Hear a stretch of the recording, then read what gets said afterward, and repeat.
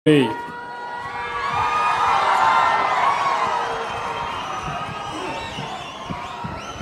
పెద్దన్న గారి పల్లె గ్రామానికి వచ్చినప్పుడు నాకు ఘన స్వాగతం పలికిన సోదరి సోదరులందరికీ నా నమస్కారాలు, అభినందనలు, శుభాభినందనలు. మనం మీటింగ్ ప్రారంభించుకునే ముందే ఈరోజు ఈ గ్రామానికి వచ్చే సమయానికే నాకు ఒక దుర్వార్త వచ్చింది. నిన్న మొన్న పెద్ద ఎత్తున తుఫాన్ వచ్చిన టెక్నాలజీ ఉపయోగించుకుని టెక్నాలజీని సమర్థవంతంగా ఎదుర్కోగలిగాం. అదే సమయంలో నేను ఒకే టార్గెట్ పెట్టుకున్నా, ఎవరూ చనిపోకుండా ప్రాణ నష్టాన్ని కాపాడాలి అనే ఉద్దేశంతో ముందుకు పోయి ఇద్దరు మాత్రం చనిపోయే పరిస్థితికి వచ్చారు.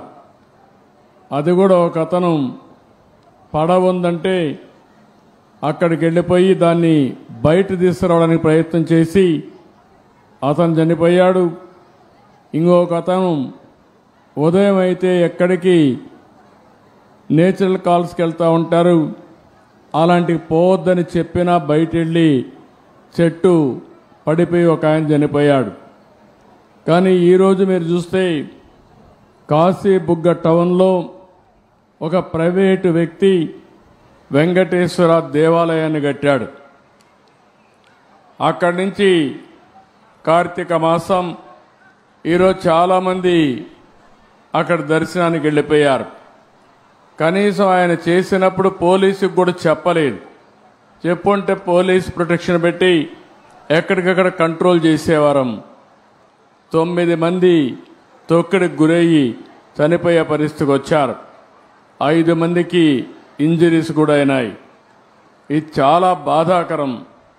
నేను ప్రతి ఒక్క ప్రాణాన్ని కాపాడుకోవాలని అనేక ప్రయత్నాలు చేస్తూ ఉంటే కొంతమంది ప్రైవేటు వ్యక్తులు ఇలాంటి కార్యక్రమాలు చేయడం చాలా బాధాకరం. దీన్ని నేను చాలా తీవ్రంగా ఖండిస్తున్నా. రాష్ట్రంలో అందరికి కూడా విజ్ఞప్తి చేస్తున్నా, మన ప్రాణం చాలా ముఖ్యం. ప్రాణాలు కాపాడుకోవాలంటే మనం కూడా ఒక బాధ్యతగా ఉంటే తప్ప ఓసారి వెళ్ళిపోవడం, ఎక్కువ మనుషులందరూ సమీకరణ కావడం, అక్కడ స్టాంపేడ్ జరగడం, ఇలాంటి దుర్ఘటనలు జరిగేదానికి దోహదం చేసే పరిస్థితి వస్తూ ఉంది. ఏదేమైనా మనం గుర్తుపెట్టుకోవాల్సింది, అమాయకులు చనిపోయారు. నేను చాలా బాధపడుతున్నా.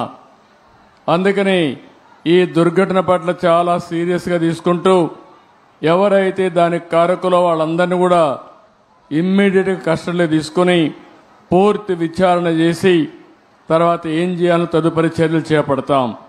ఇలాంటి సంఘటనలు ఈ రాష్ట్రంలో జరగడానికి వీలు లేదు.